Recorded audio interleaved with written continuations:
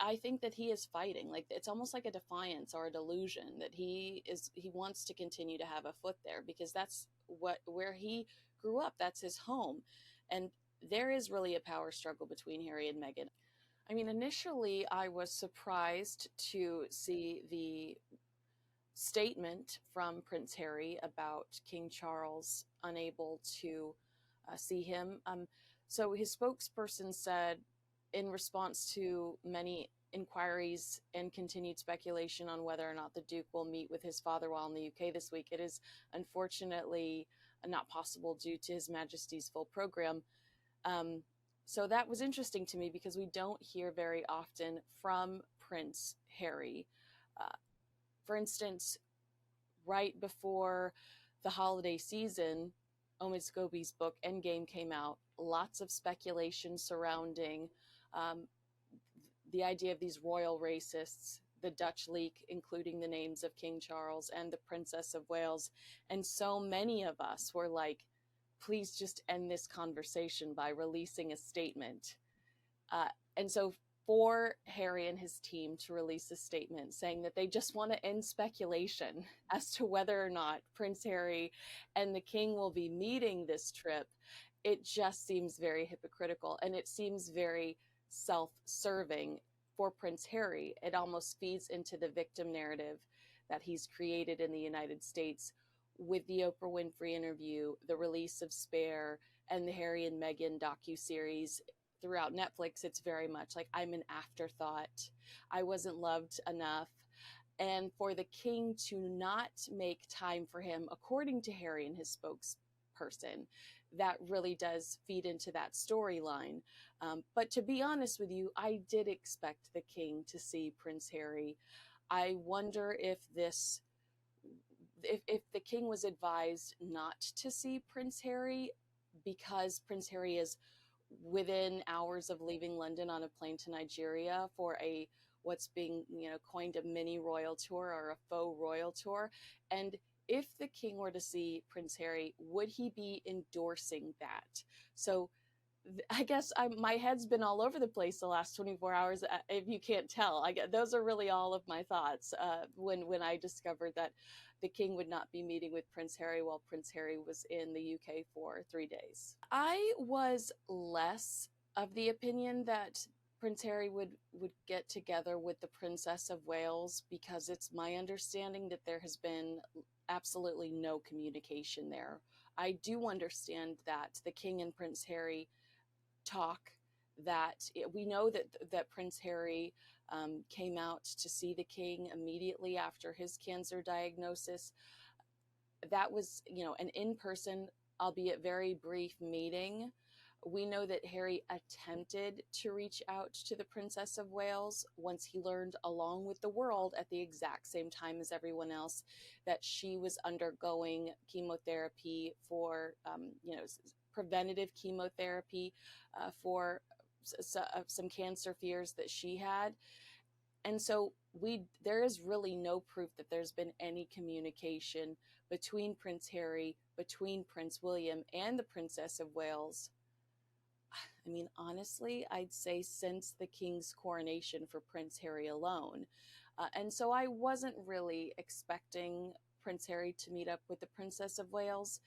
I think that they have been so fiercely protective of her throughout this process. Since we found out about the planned abdominal surgery, they've pretty much gone on lockdown, friend-wise, communications-wise, and everything we hear and see from Prince William has been carefully choreographed.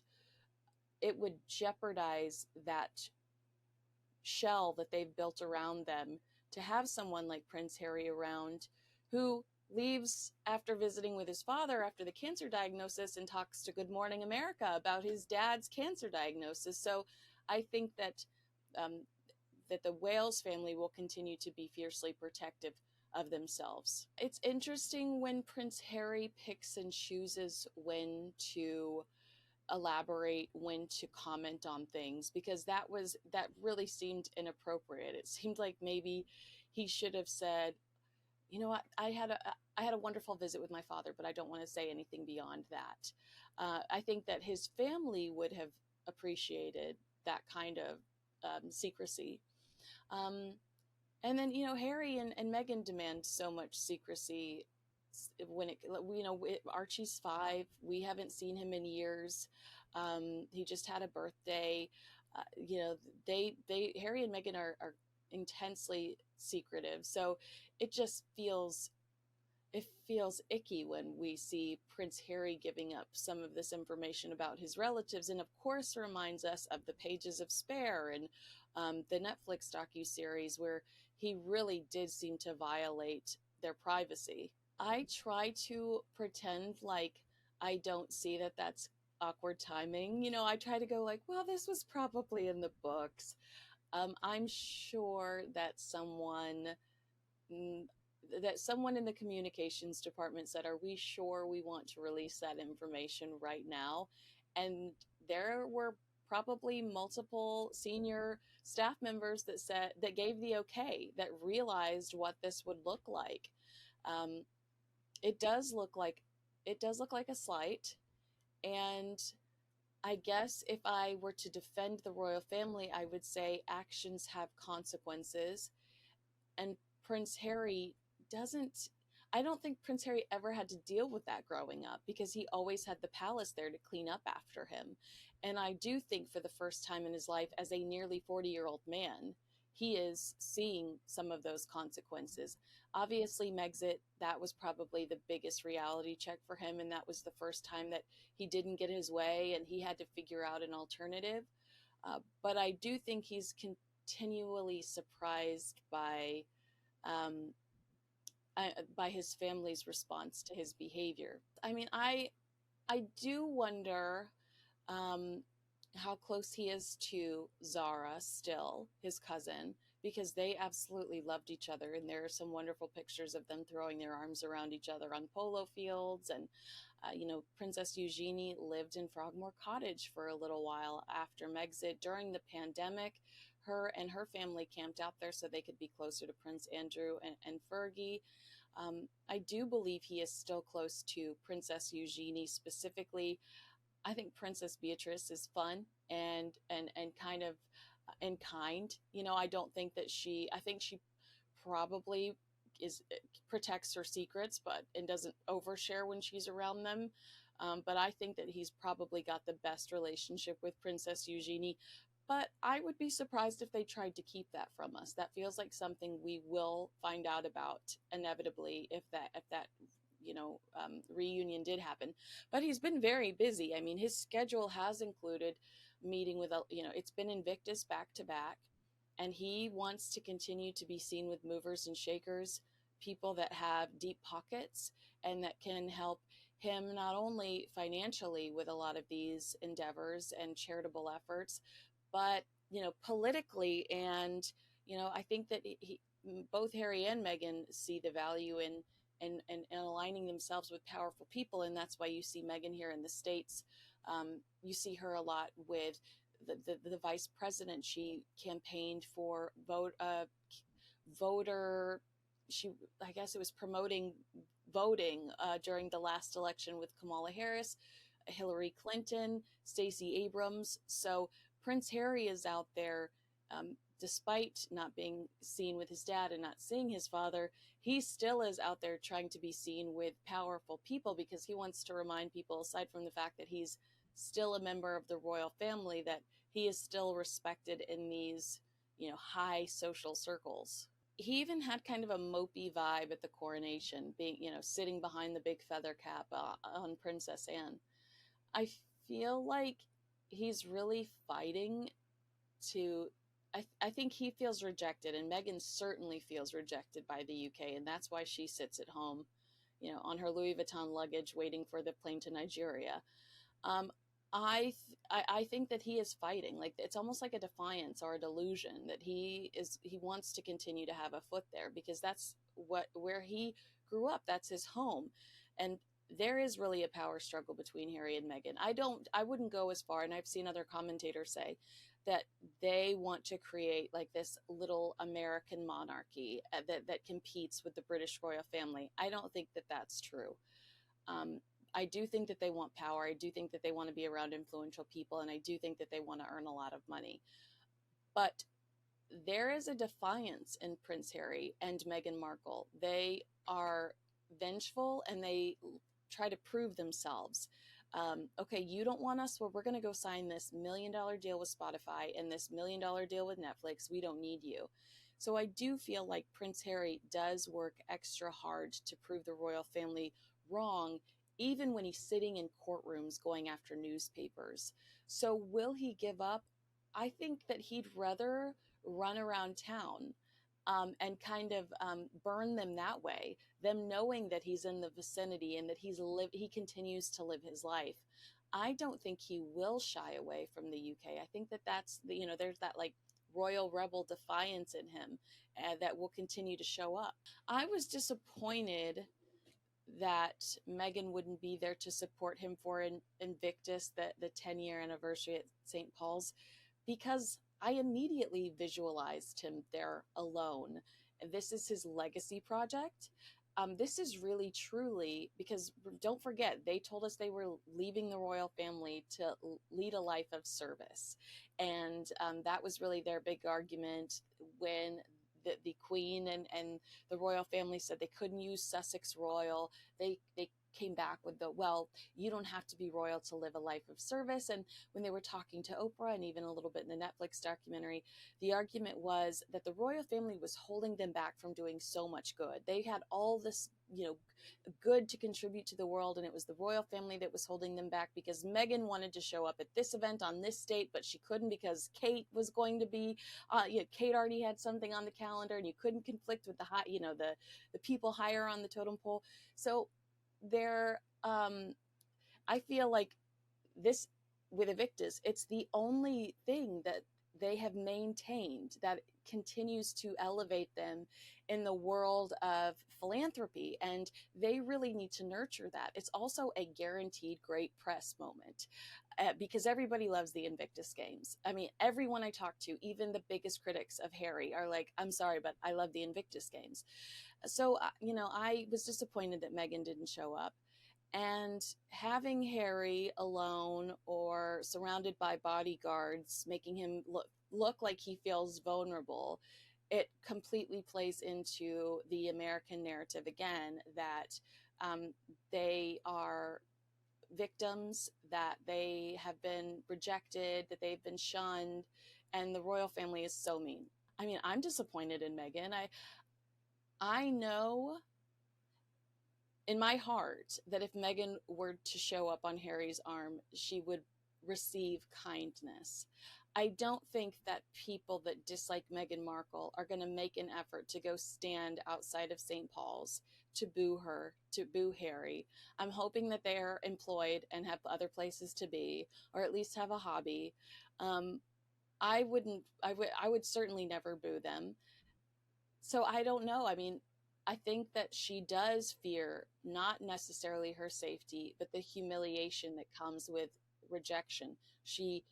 They're well aware of their polling numbers that have been declining. They've hired two brand new publicists, one in the United States and one in the UK. And it's really crisis management. How do we turn our brands around? How do we shake off these reputations for being difficult, hard to work with, uncommitted? Um, and so she's well aware of the way that the public perceives her. But when she does show up for Prince Harry, and I'm going to get destroyed wherever anyone listens to this, I will be destroyed for this. But when she does show up for Prince Harry, she does have that first lady quality where she does, she just looks so, so delicate and so sweet. And she sharp outfits and big smile. And I think that that is what he values in their relationship, that not only that physical support and that emotional support. And so I do think that he's disappointed when she doesn't show up for him. He would never say it to her, I doubt. But I imagine that it's a pretty defeating experience for him. And look, again, I'd stress that actions have consequences. Meghan, I know what their argument is for why they're unliked, where, all over the world. I would argue that the reality is Meghan is a difficult individual. She is a self-made person, and she felt really insecure about her place within the royal family, and so she treated people poorly, trying to prove to them, "You are going to respect me, despite the fact that I'm the divorced American actress." And in the way she communicated with people, she got a mean girl reputation. I don't think it has anything to do with race. I think it has everything to do with the way she treated the people around her. You know as well as I do that the people that work for the royal family make pennies. They're in it because they're committed to the cause, and because that's an amazing line on their resume that will elevate them one day. They're not in it because they are investing in their portfolio. I mean, you're eating beans. Like that's. So to have someone like Meghan coming from California with her, Chanel and Cartier bracelet or whatever, talking down to you and being as Valentine Lowe reported, incredibly cruel in the way that she communicated. Tom Quinn has reported on this. Tom Bauer. Valentine Lowe, as far as I know, is the only one that has been threatened with any sort of litigation. They didn't follow through with it.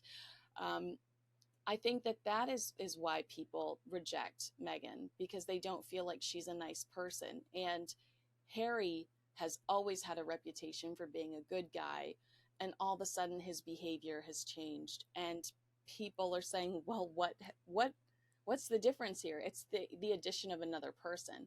And I do think that he's probably pretty homesick to be with his family while he's sitting in his where he grew up in the UK. From what I understand, it is a campaign to try to get the Invictus Games, give them a platform there, perhaps hold the Invictus Games there. I've heard there's potentially going to be a polo event, which will be perfect for Prince Harry PR wise. Everybody loves seeing Harry on a horse. Meghan will get to wear the chic polo attire, do the cute little polo kisses, like we know the drill. They are going to be meeting with service people and their families that are located there. Additionally, they said they're going to be participating in some cultural activities. However, we don't know exactly what those are yet. I do think that this is an attempt, like a positive PR push for the Sussexes. Again, they're in desperate need of that. The government has offered to fly them over and to treat them like royals, and they've got to take advantage of it, because when everyone else is dumping on you and constantly reminding you of your failures, did Bill Simmons have any idea that when he said what he said on his podcast about Harry and Meghan, that would be repeated probably every day for the rest of his life somewhere out there? No way did he realize that. But Harry and Meghan are constantly being reminded of their failures, and they've got to generate some good PR. And knowing that there's a polo element, there certainly could be Netflix cameras following them, because we know Prince Harry has a new Netflix show coming out. And again, I'd also stress that could be why King Charles is not in the mood to meet with him, because we know we've got some new reality TV on the horizon, and they just don't want to be a part of the chaos. But I think we need to keep in mind that this is not a royal tour, but it's definitely going to look like one, because that is what they want and that is what they need. Well, this is like so funny to me, because every year around the same time, I'm going to use the word allegedly, someone from Meghan's camp leaks why Meghan was not available to attend the Met Gala. It's my understanding that Meghan has never been invited to the Met Gala. And it's also my understanding that they want to ensure that they maintain, Anna Wintour wants to continue to maintain a good relationship with the working royals. She wants access to the Princess of Wales. She wants access to Prince William, the King. And she's not going to do anything to jeopardize that. I think that if Harry and Meghan had the opportunity to go to the Met Gala, I think that would be a no-brainer, because those are the type of people that they want to associate with, that Meghan wants to be on the cover of fashion magazines. We saw it in her over-the-top Variety cover shoot. We saw it in The Cut. Like Meghan wants to be on the cover of fashion magazines. She wants to be known as this glamorous elitist. That's important to her. That's this, you're seeing that in the build of American Riviera Orchard. So if they had the opportunity to go, I think they'd be there in a New York minute. And I just don't think that they're popular. I don't think that I think that they are interesting. People read about them daily, but they're polarizing figures. You're not necessarily clicking on the article because you like them or you're invested in their success. You're clicking on them because you can't stand them and you're wondering what they did this time, or you generally love the royal family, or maybe you do like them, and that's okay. Like, if you do like them, good for you. We haven't seen them with Tyler Perry recently. We haven't seen them with Oprah Winfrey recently. We used to get little tidbits like Tyler Perry jumped on a private jet to ensure that he was at Princess Lily's christening. We used to get little tidbits like that, and we haven't in quite some time. Although I will say, you are seeing Meghan lean into the Kardashian world, which we all accused her of at the beginning of this. We said, oh no, they're going to turn this into the Kardashians. And it does seem like she is leaning into that world. It cheapens the Sussex brand. Kim Kardashian, known for, blew up because of a sex tape with Ray J. The world shunned her. The Met Gala shunned her until she married or until she started dating and married Kanye West, and that's when she got on her first cover of Vogue. Through her marriage to Kanye West. Kanye West turns out to be a psychopath, allegedly. I don't even know how to word it. I don't even know how to describe Kanye West today. I just know I wouldn't say hi to him if I saw him on the street. So Kim distances herself from Kanye. Thankfully, she gets to maintain that lifestyle. But Kim was refused access to this glamorous world until she started dating Kanye. Similar to Meghan. Meghan would have never been invited to the Met Gala as Meghan Markle from Suits, but she will be as Meghan Markle attached to Prince Harry, who's attached to the royal family. But I don't know. I feel like that she's leaning pretty heavily into the Kardashian world because they have a popular base that is diehard, and she needs to build a base that is diehard to continue to grow her lifestyle brand. I guess I'm not necessarily worried about everything that's going on. My mindset is, I hope we see the Princess of Wales at Trooping the Color, and that is really just kind of my focus right now. What capacity will we see the King at Trooping the Color? Because I believe we will see him there, and I hope we see the Princess of Wales there. And if we see both of them there, I am going to be excited and confident for the future of the monarchy.